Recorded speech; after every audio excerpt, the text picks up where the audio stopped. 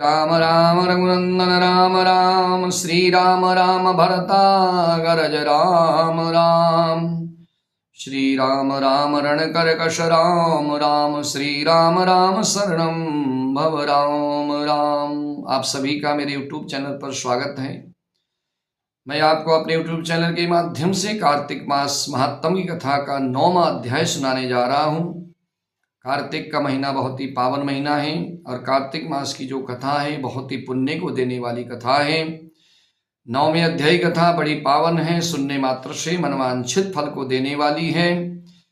उसके उपरांत राजा पृथु बोले कि हे श्रेष्ठ मुनि नारद जी, आपने कार्तिक महीने के व्रत में जो तुलसी की जड़ में भगवान विष्णु का निवास बता करके उस स्थान की मिट्टी का पूजन करने के लिए बतलाया है, अतः मैं श्री तुलसी जी के महात्म को सुनना चाहता हूँ। तुलसी कहाँ और कैसे उत्पन्न हुई ये सब मुझे बताने की कृपा करें।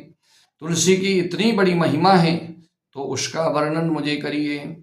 उसके उपरांत नारद जी ने कहा कि हे राजन, आप सावधान होकर के सुनिए। तुलसी जी की महत्ता जन्म बहुत ही प्राचीन इतिहास है। अब नारद जी तुलसी जी की महिमा के बारे में, तुलसी जी का वर्णन करने जा रहे हैं राजा पृथु के सामने।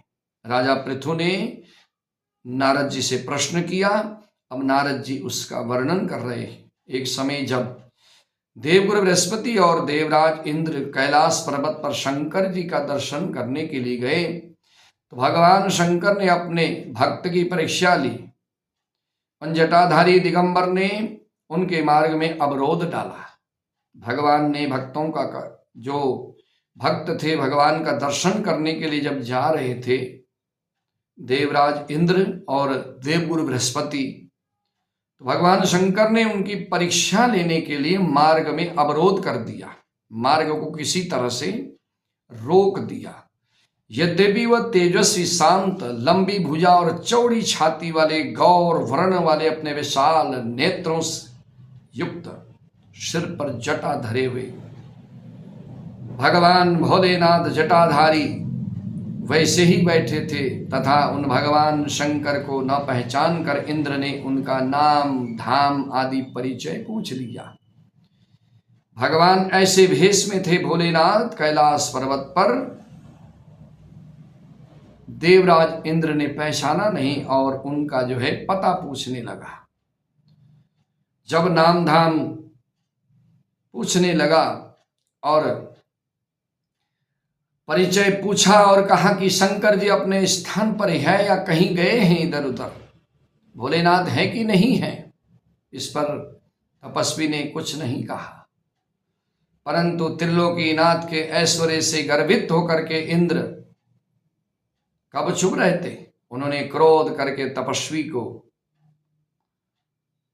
फिर दोबारा कहा, अरे मैं पूछता हूं तू उत्तर क्यों नहीं देता, मैं तुझे वज्र मारता हूं, फिर देखता हूं कि तू कैसे नहीं बताएगा और तेरी रक्षा कौन करेगा, मैं ये देखना चाहता हूं। ऐसा क्रुद्ध होकर के इंद्र ने ज्यों ही उस दिगंबर को मारने के लिए हाथ में वज्र लिया, त्यों ही भगवान शंकर ने वज्र सहित इंद्र का हाथ स्तंभित कर दिया, यानी कि जहां का तहीं इंद्र का वज्र भी खड़ गया और इंद्र का हाथ भी वहीं के वहीं खड़ गया।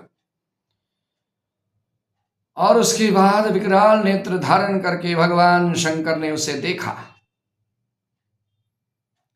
भगवान ने जब देखा त्यों ही ऐसा विदित हुआ मानो वह दिगंबर प्रज्वलित हो उठे हैं और अपने तेज से उनको जला देंगे।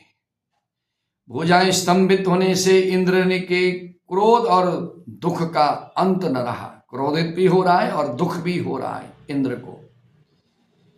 परंतु ज्यों ही बृहस्पति जी ने उस पुरुष को प्रज्वलित देखा, त्यों ही अपनी बुद्धि से उसको शंकर भगवान जान करके, क्योंकि बृहस्पति तो बड़े चतुर हैं, देवताओं के गुरु हैं, जब देखा इनकी लीला बड़ी न्यारी हो रही है तो बृहस्पति ने समझ लिया कि ये भगवान भोलेनाथ ही हैं। भगवान शंकर उनको पहचान करके दंडवत प्रणाम करके उनके चरणों में गिर करके उनकी बृहस्पति स्तुति करने लगे। फिर इंद्र ने भी भगवान शंकर से कहा कि हे दीनानाथ, हे दीनबंधु, हे दयालो, हे भोलेनाथ, हे देवों के देव, हे महादेव, आप अपना क्रोध रोक करके इंद्र के अपराध को क्षमा कर दीजिए, मुझे माफ कर दीजिए, मुझे क्षमा कर दीजिए। इस तरह से जब बार बार उसने जो है, मैं अपराधी हूं, मेरे से अपराध हो गया है, क्षमा कर दो। बृहस्पति ने भी इसी तरह से कहा कि हे प्रभु, हे दीनानाथ, स्तुति करते हुए कहा। बृहस्पति ने भी स्तुति करी, इंद्र ने भी स्तुति करी कि हे प्रभु, अपराधों को क्षमा कर दो। बृहस्पति के वचन सुन करके महेश्वर गंभीर वाणी से बोले कि मैं अपने नेत्रों से निकले हुए क्रोध को कैसे रोकूं, अब बताओ। बृहस्पति ने कहा कि हे भगवान, हे भोलेनाथ, भक्तों पर दया करने वाले, आप दया करिए, हम आपके भक्त हैं, आप अपना भक्त वत्सल नाम सार्थक कीजिए, क्योंकि आप भक्त वत्सल हैं, आप दयालु हैं, आप भोलेनाथ हैं, आप कृपालु हैं, आप कृपा करने वाले हैं, आप जो है हमारे ऊपर कृपा करिए, आप अपने इस तेज को कहीं और स्थापित कर दीजिए और इंद्र का उद्धार कर दीजिए। प्रभु, हम आपकी शरण हैं। भगवान शंकर ने गुरु बृहस्पति से कहा कि मैं तुम्हारी स्तुति से प्रसन्न हूं, तुमने स्तुति की, मैं प्रसन्न हूं। जो भी तुमने इंद्र को जीवन दान दिलवाया, मैं विश्वास करता हूं कि मेरे नेत्रों की जो अग्नि है, अब इंद्र को जो है किसी तरह से पीड़ा नहीं पहुंचाएगी।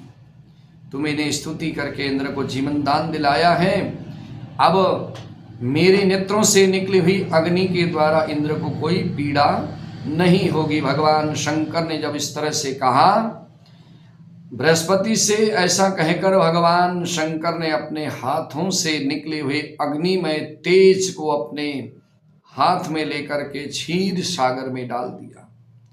फिर लीलाधारी भगवान अंतर्ध्यान हो गए।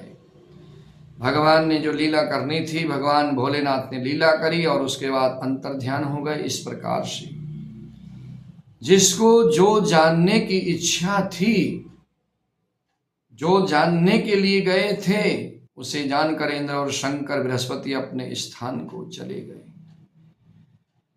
आनंद कंद भगवान की जय हो। कार्तिक मास महात्म की जय हो।